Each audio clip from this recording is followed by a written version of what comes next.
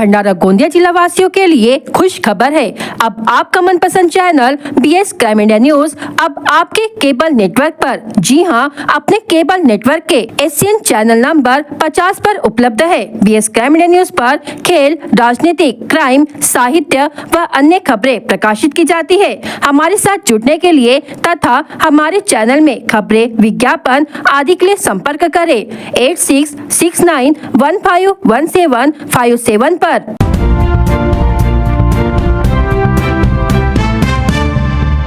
भंडारा जिले में जुलाई माह में भारी बारिश हुई। इस बारिश से लाखांदूर, बौनी और साकोली ये 3 तालुके सबसे अधिक प्रभावित हुए, जिससे बड़ी मात्रा में कृषि फसलें क्षतिग्रस्त हो गई और 500 से अधिक घर भी क्षतिग्रस्त हो गए। आज 2 माह बीत जाने के बावजूद किसानों को अभी तक मुआवजा नहीं मिला है। वहीं आगामी विधानसभा चुनाव को देखते हुए राज्य सरकार ने महिला मतदाताओं को आकर्षित करने के लिए मध्य प्रदेश की तर्ज पर 1 जुलाई से लाड़की बहन योजना शुरू की है। वहीं इस योजना के 2 माह पहले ही प्यारी बहन के खाते में 3000 रुपए भी जमा हो गए।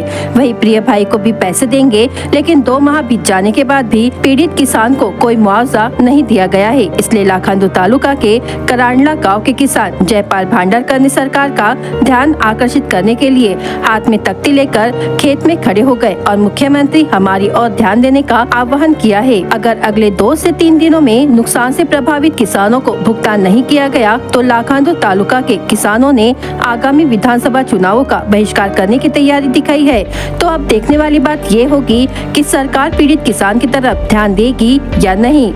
शेतकऱ्याचे नुकसान भरपाईचे पंचनामे होऊन 1 ते 1.5 महिने लोटून गेले, तरी सुद्धा शेतकऱ्याच्या खात्यावर 1ही रुपया अजून सुद्धा जमा नाही झाला आणि जो काही शेतकऱ्याकडे अगोदरचा पैसा होता तो शेतकऱ्याने अगोदरच धान शेतीत गुंतवला आहे आणि अचानक आलेल्या अतिवृष्टीच्या पावसामुळे संपूर्ण धान शेतीचं खूप मोठं नुकसान झाले आहे आणि सामोर येणारा सर्वात मोठा सण म्हणजे शेतकऱ्यांचा बैलपोळा आणि बैलपोळा कसं साजरं करावं हे शेतकऱ्याला खूप मोठा प्रश्न पडला आहे।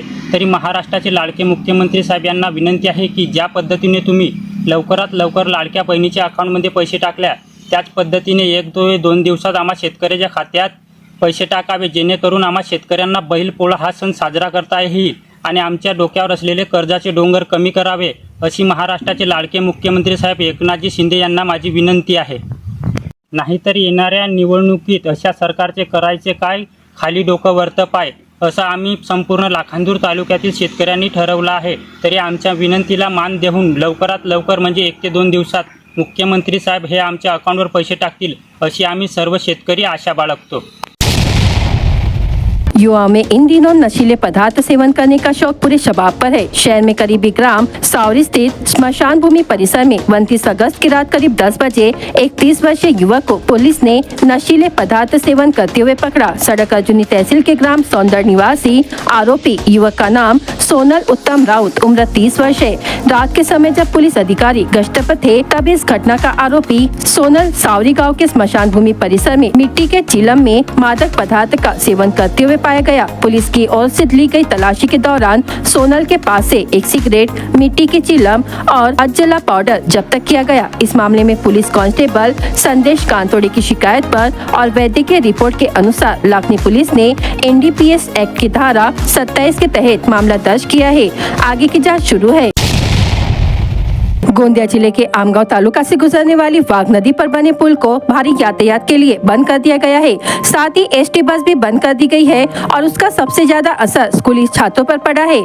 आमगांव तालुका से होकर गुजरने वाला राज्य राजमार्ग 2 राज्यों मध्य प्रदेश और छत्तीसगढ़ को जाता है और हर दिन हजारों भारी वाहन और यात्री वाहन इस सड़क से गुजरते हैं। लेकिन वाघ नदी पर बने पुल के जर्जर होने के कारण यह पुल कभी भी गिर सकता है, जिसके कारण बड़ी दुर्घटना हो सकती है। विभाग ने नदी पर बने पुल के दोनों ओर लोहे की दीवारें लगा दी है, जिससे इस मार्ग पर भारी यातायात बंद हो गया है। लेकिन खास बात यह है कि यात्रियों को 35 किलोमीटर की दूरी पार करनी होगी। मध्य प्रदेश या छत्तीसगढ़ राज्य में आमगांव तालुका से सालेकसा तालुका या लांजी तालुका जाना चाहते हैं। पिछले 5 वर्षों से बाघ नदी पर बने पुल पर परिवहन के दौरान काफी कंपन हो रहा है, जिसकी शिकायत ग्रामीणों ने कई बार लोक निर्माण विभाग से की है, लेकिन किसी ने भी इस ओर ध्यान नहीं दिया।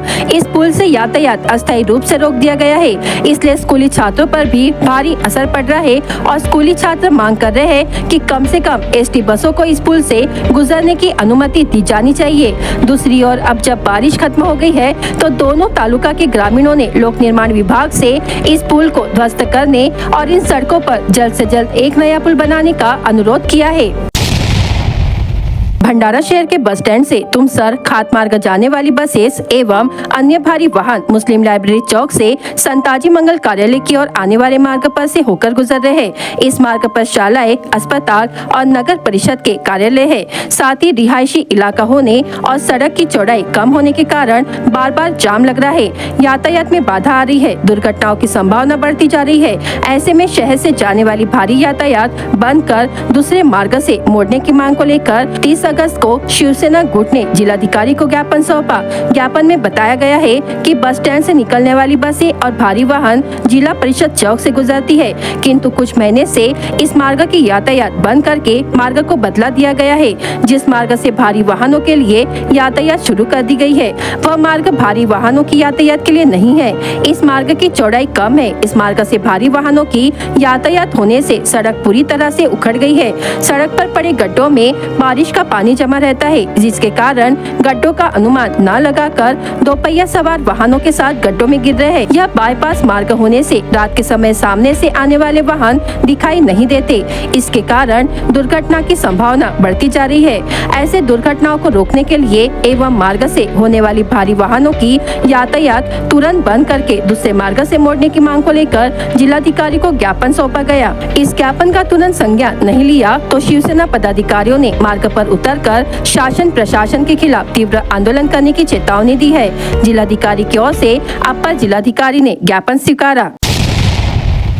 भारत निर्वाचन आयोग ने आगामी विधानसभा के आम चुनाव के अनुरूप 1 जुलाई 2024 को अर्हता तिथि के आधार पर फोटोयुक्त निर्वाचक नामावली का द्वितीय विशेष संक्षिप्त पुनरीक्षण कार्यक्रम संचालित करने का निर्देश दिया।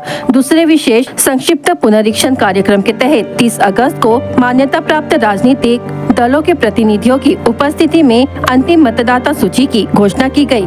इस हिसाब से अब जिले में कुल मतदाताओं की संख्या 10,07,555 हो गई है। पुरुष महिला मतदाता अनुपात में भी बढ़ोतरी हुई है, जो कि 1000 की तुलना में 1002 है। 18 से 19 आयु वर्ग के युवा मतदाताओं की संख्या 22,279 तथा दिव्यांग मतदाताओं की संख्या 7,468 है। भंडारा जिले में कुल मतदान केंद्रों की संख्या 1,167 है। कुल 12 मतदान केंद्र बढ़ाए गए हैं। संक्षिप्त पुनरीक्षण कार्यक्रम के तहत मतदाता पंजीकरण को लेकर विशेष शिविर के माध्यम से ऑनलाइन एवं ऑफलाइन प्राप्त आवेदनों के अनुसार मतदाताओं के नाम शामिल करने का प्रयास किया गया और इसके तहत जिले के तीनों विधानसभा क्षेत्रों में छात्रों, महिलाओं और विकलांग व्यक्तियों के लिए, खाना बदोश और विमुक्त जनजाति के लोगों के लिए विशेष शिविर का आयोजन किया गया। इसलिए लोकसभा चुनाव के बाद जिले में मतदाताओं की संख्या बढ़कर 10,632 हो गई है। भंडारा जिले में कुल मतदान केंद्रों की संख्या 1,167 है और कुल 12 मतदान केंद्र बढ़ाए गए हैं।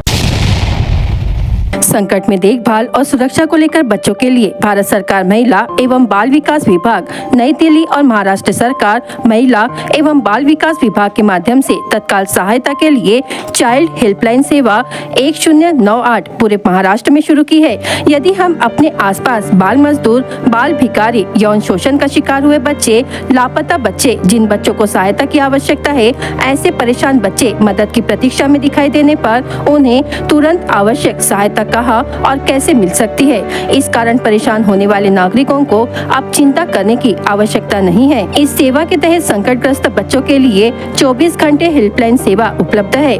इस सेवा का लाभ बच्चा स्वयं उठा सकता है या कोई अन्य भी इस सेवा के माध्यम से बच्चे की मदद कर सकता है। संकटग्रस्त बच्चों की मदद करने के लिए टोल फ्री नंबर 1098 पर कॉल करने का आह्वान महिला एवं बाल विकास आयुक्त डॉक्टर प्रशांत नारनवरे द्वारा किया गया है।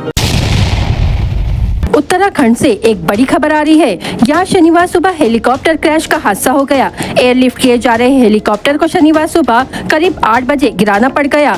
केस्ट्रल एविएशन के इस हेलीकॉप्टर को रिपेयरिंग के लिए MI-17 एयरक्राफ्ट से एयरलिफ्ट किया जा रहा था। जानकारी के मुताबिक बीते 24 मई 2024 को लैंडिंग के दौरान एक हेलीकॉप्टर में तकनीकी खराबी आ गई थी। इसके कारण इमरजेंसी लैंडिंग करानी पड़ गई थी। उसी को ठीक कराने के लिए इंडियन एयरफोर्स के MI-17 हेलीकॉप्टर की मदद से हैक करके गौचर हवाई पट्टी पहुंचाया जा रहा था। इस दौरान MI-17 डिसबैलेंस हो गया। ऐसे में पायलट को हैंग किए हुए हेलीकॉप्टर को गिराना पड़ गया। पिछले लगभग 1 महीने से बारिश आंखें दिखा रही है। नतीजतन गर्मी और उमस से लोग हलाकान हो रहे हैं। बदलते मौसम की वजह से मौसमी कीड़े व मच्छरों का प्रकोप बढ़ रहा है। अस्पतालों में मरीजों की संख्या में दिनों दिन इजाफा हो रहा है। मौसम में परिवर्तन से हर कोई परेशान है। सबसे बड़ी परेशानी इस समय शहर में मच्छरों की संख्या बढ़ने से हुई है। मौसम में अचानक बदलाव होने, छिटपुट बारिश होने के कारण जल जनित रोगों की संभावना भी प्रबल हो गई है। यह मौसम मच्छरों के लिए अनुकूल भी हो गया है। इस वजह से मच्छर जनित बीमारियों की संभावना भी बढ़ गई है। BS क्राइम इंडिया न्यूज आपके सामने पेश कर रहा है भंडारा क्राइम वारदात। हर जुर्म से हम आपको कराएंगे अवगत। आपके अपने चैनल पर रोजाना शाम 7 बजे, तो देखना ना भूलिए क्राइम वारदात। बाइक सवार महिला को ऑटो ने टक्कर मार दी। इस घटना में बुजुर्ग महिला घायल हो गई। घायल महिला का नाम सीता सावंगी निवासी ताराबाई प्रेमचंद कठाते, उम्र 54 वर्ष है। शिकायत पर ऑटो चालक के खिलाफ मामला दर्ज किया गया। स्थानीय अपराध शाखा भंडारा की टीम ने एक दुकान पर छापा मारा और 14,000 रुपए मूल्य की सुगंधित तंबाकू जब्त कर ली और आज गांव के संजय दामोदर कोरे, उम्र 42 वर्ष के खिलाफ खाद्य एवं औषधि प्रशासन अधिनियम के तहत मामला दर्ज किया गया। जिला पुलिस ने 2 स्थानों पर कार्रवाई करते हुए 19,54,000 की अवैध रेत परिवहन करते समय जब्त कर लिया और पुलिस ने आरोपियों के खिलाफ मामला दर्ज किया। पुलिस ने विभिन्न जगहों पर चल रहे जुआ अड्डों पर छापामार कार्रवाई करते हुए 18 आरोपियों को रंगे हाथ पकड़ा है और उनके खिलाफ जुआबंदी कानून के तहत मामला दर्ज किया। ग्राम सावरी स्थित स्मशान भूमि परिसर में एक 30 वर्षीय युवक को पुलिस ने नशीले पदार्थ सेवन करते हुए पकड़ा।